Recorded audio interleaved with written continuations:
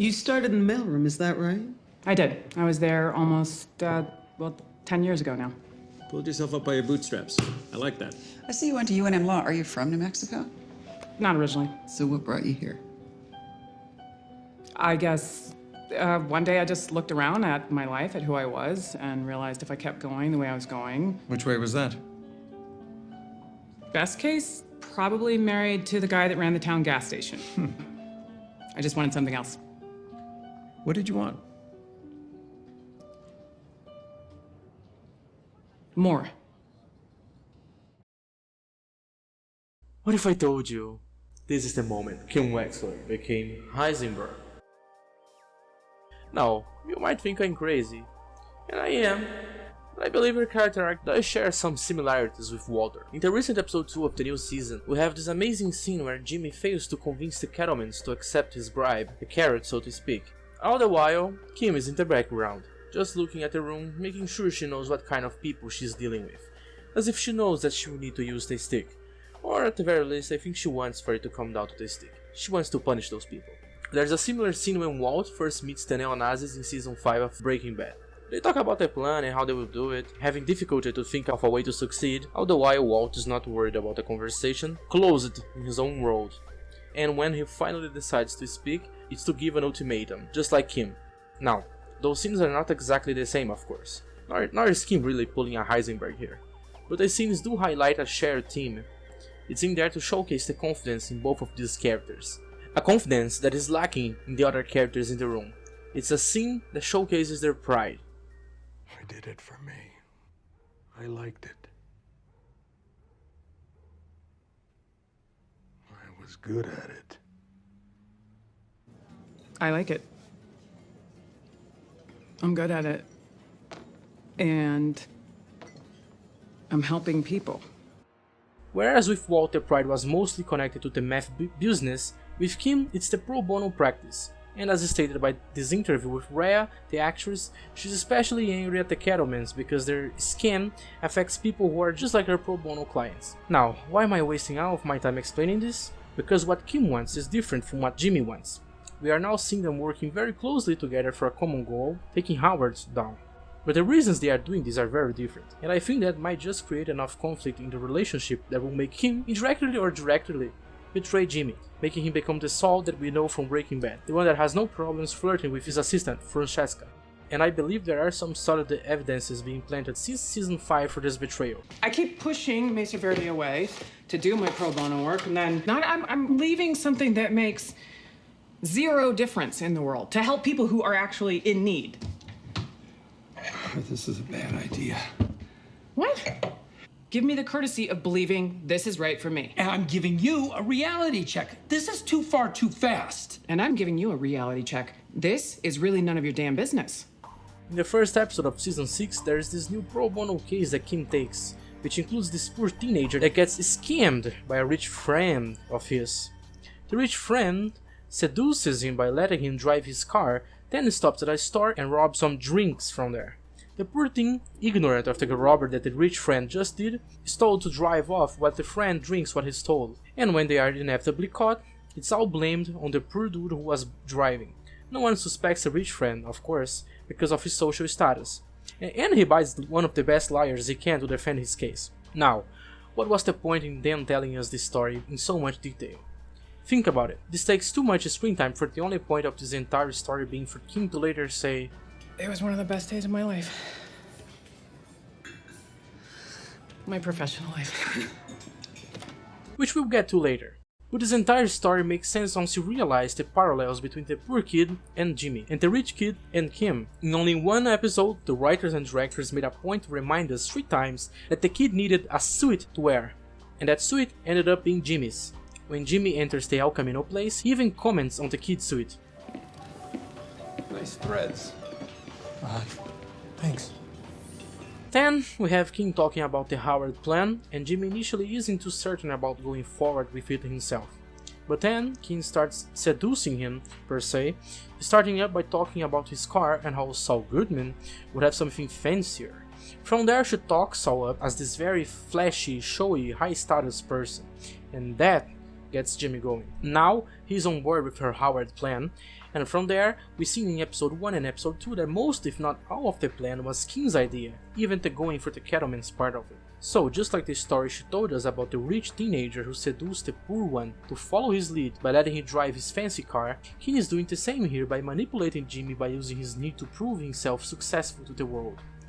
She's in the driver's seat, but at the same time, she sits in that seat from a distance, watching her plan unfold, while Jimmy takes all the risks and do the dirty work himself.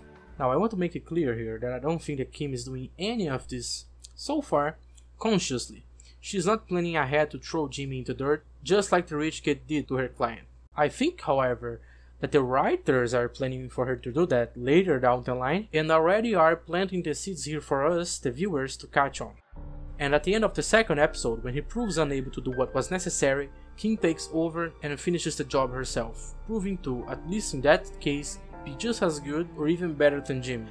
And the reason why Kim manages that is because she has a greater goal, a purpose in mind, something that Jimmy doesn't have, not for his scams anyway. Kim is doing all of the shady, petty stuff against Howard to get money and build a pro bono office to help those in need who can't afford great lawyers. That's her end goal, and for that end goal, all means are justified, even betraying Jimmy. Now, before we continue, I want to give credit to the user ubobo112 who noticed the similarities between the story Kim tells of her client and what she's indirectly doing with Jimmy here to go along with her plan. However, there is a big problem with this theory. Kim definitely loves Jimmy, even if in a very unhealthy, obsessive kind of love. It's still something she values, and that's crystal clear. What could possibly make her betray him last second, and what exactly would that betrayal even be? This is where I come in to try and explain that. So what would you do with it? I don't know. What would you? I'd rent the smallest, shittiest office I could find near the courthouse and open a pro bono practice. Give regular people the kind of representation usually only millionaires get. I was gonna say we'd buy a house. Sorry. Yeah. We could do both. In this scene, we see the difference in priorities between Jimmy and Kim. Later, in the first episode of season 6, we see it again. Sounds like the day from hell. It was one of the best days of my life. My professional life. Keep in mind that she had to make a point after seeing Jimmy's face that she was talking merely about her professional life here, which is clearly not the case. In both of those scenes, and there are more examples, we see that Kim gets a lot of satisfaction from her pro bono work. It's what she's good at. Jimmy, on the other hand, he only started giving a shit about becoming a lawyer in the first place because he saw Kim getting ahead in life and applying herself. He did it to impress her and keep her. That's also why he accepts the job offer under Cliff Main in the beginning of season 2, so she can respect and be with him. It's why he wants so badly to share an office with her. There it is again. That's why we don't have an office. What? No, just, do not start in on that office. I don't want to hear another word about that stupid office. Stupid office. Okay, here we go. Jimmy, over and over again, if you need me, I'm there. But somehow in your mind, the only measure of my feelings for you is some office? I'm good enough to live with, to sleep with, but God forbid you should have an office with me. What are you At the end of the day, Jimmy does what he does for love and acceptance. From Chuck, and then when he was betrayed by him, all that was left was Kim, and she stayed by his side until now. But this misunderstanding in objectives and priorities is what's going to break Jimmy and make him into Saul. Kim loves him, but she loves practicing as a lawyer more. Everything she does is to help the people that need good representation and a second chance at life, but usually can't afford it. Jimmy, as Saul, doesn't scam people to help them. He does it to get back at the system that looks down at him. And he also does it occasionally to help those he loves.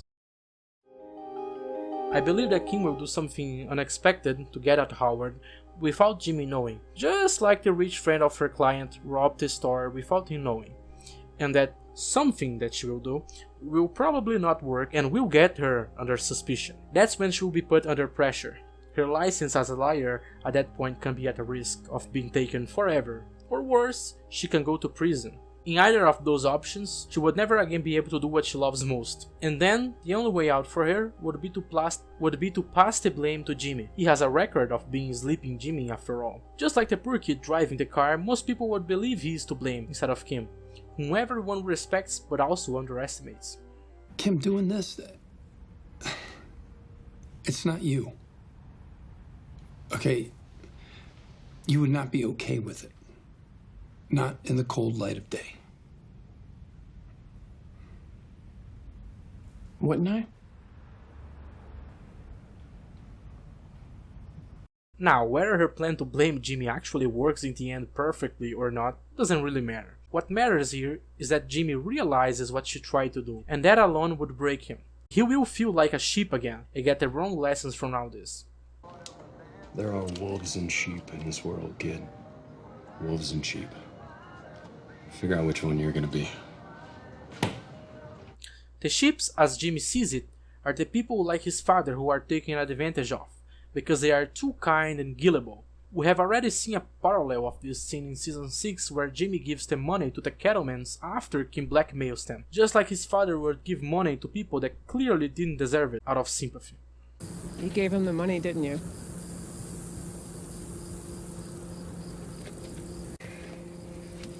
Wolves and sheep. Huh? Nothing. Kim is the true wolf now, and Jimmy is out of his game after all the PTSD he has experienced losing Chuck and then barely coming back alive from that desert. He will think that's why he couldn't see her betrayal coming, and he will think she tried to throw him under the bus because she didn't respect him anymore as a wolf per se. So his reaction to this would be to double down into that persona of Saul Goodman even more, and give no shits about anything and anyone. To be the wolf he wasn't with Kim. But, as we saw in the beginning of season 6, he never really managed to forget her. This is all just a theory, and I might have been too cynical in my interpretation of Kim's motivations, but I still felt like this was a good enough analysis to put out there. So I can say, I told you, if it turns out to be true. And if not, well, you can all laugh at me. I'm thinking of maybe doing some reviews for the more insane episodes that we might be getting in this final season, so if you are interested in that, please subscribe. Bye.